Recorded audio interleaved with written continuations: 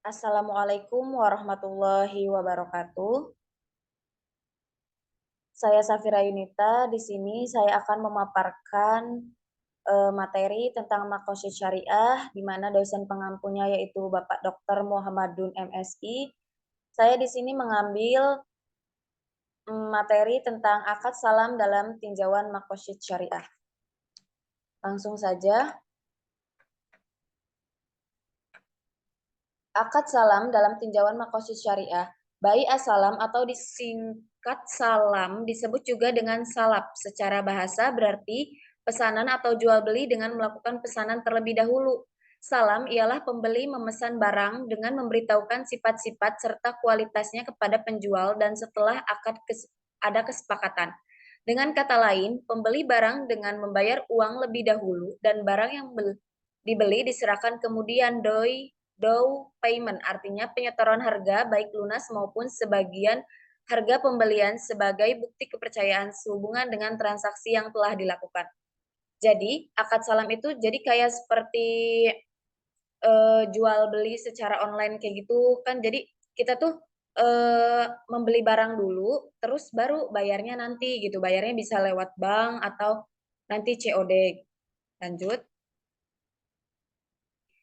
Nah, di sini ada contoh akad as-salam. Contoh akad as-salam, jual beli online dengan memilih metode pembayaran di awal dengan transfer bank dan sebelumnya sudah mengetahui perkiraan pengiriman barang yang dilakukan penjual. Pertama, pembayaran dilakukan di muka kontan. Kedua, dilakukan pada barang-barang yang dapat ditentukan kriterianya. Ketiga, penyebutan kriteria barang pada saat akad dilangsungkan. Selanjutnya, landasan syariah transaksi bayar salam terdapat dalam Al-Quran dan hadis Quran Surat Al-Baqarah ayat 282. Rukun dan syarat salam. Rukun dan syarat salam yaitu yang pertama ada muslam, pembeli, yang kedua ada muslam ilaih, penjual, yang ketiga ada modal atau uang, yang keempat muslam fihi, barang, dan yang kelima adalah sigat, ucapan. Di sini ada syarat salam. Syarat salam itu ada dua. Yang pertama itu modal transaksi bai as-salam. Modal transaksi bai as-salam yang pertama modal harus diketahui barang yang akan disuplai, harus diketahui jenis, kualitas, dan jumlahnya. Yang kedua, penerimaan pembayaran salam kebanyakan ulama mengharuskan pembayaran salam dilakukan di tempat kontrak.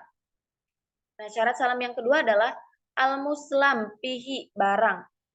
Jadi syaratnya itu harus spesifik dan dapat diakui sebagai utang. Yang kedua harus bisa diidentifikasikan secara jelas untuk mengurangi kesalahan akibat kurangnya pengetahuan tentang macam barang tersebut. Yang ketiga penyerahan barang dilakukan di kemudian hari. Yang keempat kebanyakan ulama masyarakat penyerahan barang harus ditunda suatu waktu kemudian, tetapi mazhab Syafi'i membolehkan penyerahan segera. Bolehnya menentukan tanggal waktu di masa yang akan datang untuk penyerahan barang. Yang terakhir, tempat penyerahan. Pihak-pihak yang berkontrak harus menunjukkan tempat yang disepakati di mana barang harus diserahkan. Jadi kan kalau misalnya kita jual beli online, itu kan jadi kita milih barangnya, terus milih pembayarannya, kemudian kan di kedua belah pihak itu ada persetujuan antara mau bayar di tempat atau bayar melalui bank, dan di situ juga ada kesepakatan untuk penyerahan barangnya. Jenis akad as-salam ada salam dan salam paralel. Salam dapat didefinisikan sebagai transaksi atau akad jual beli di mana barang yang diperjualbelikan belum ada ketika transaksi dilakukan. Dan pembeli melakukan pembayaran dibuka sedangkan penyerahan barang baru dilakukan di kemudian hari. Yang kedua, salam paralel.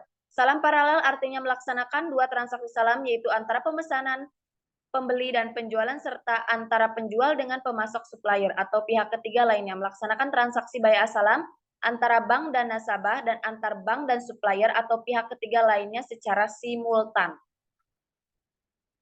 Keuntungan dan manfaat akad salam. Kedua belah pihak, yaitu penjual dan pembeli, bisa sama-sama mendapatkan keuntungan dan manfaat dengan menggunakan akad salam. Pembeli biasanya mendapatkan keuntungan berupa yang pertama, jaminan untuk mendapatkan barang sesuai dengan yang ia butuhkan dan pada waktu yang ia inginkan. Yang kedua, sebagaimana ia juga mendapatkan barang dengan harga yang lebih murah bila dibandingkan dengan pembeli pada saat ia membutuhkan kepada barang tersebut. Nah, penjual juga mendapatkan keuntungan tidak kalah besar dibanding pembeli. Di antaranya, penjual mendapatkan modal untuk menjalankan usahanya dengan cara-cara yang halal sehingga ia dapat menjalankan dan mengembangkan usahanya tanpa harus membayar bunga. Dengan demikian, selama belum jatuh tempo, penjual dapat menggunakan uang pembayaran tersebut untuk menjalankan usahanya dan mencari keuntungan sebanyak-banyaknya tanpa ada kewajiban apapun. Nah, yang kedua, penjual memiliki keleluasaan dalam memenuhi permintaan pembelian karena biasanya tenggang waktu antara transaksi dan penyerahan barang pesanan berjarak cukup lama. Jadi, kesimpulannya, dengan adanya Bai Assalam, tertolonglah pengusaha-pengusaha, khususnya pengusaha yang lemah. Mereka tetap berproduksi dan menjaga mutu barang hasil industrinya. Prinsip tolong-menolong yang sangat dianjurkan Islam dapat terwujud dalam perdagangan dengan adanya salam ini. Sekian dari pemaparan materi Makosid Syariah tentang akad salam ditinjau dalam Makosid Syariah. Sekian, kurang lebihnya mohon maaf. Wassalamualaikum warahmatullahi wabarakatuh.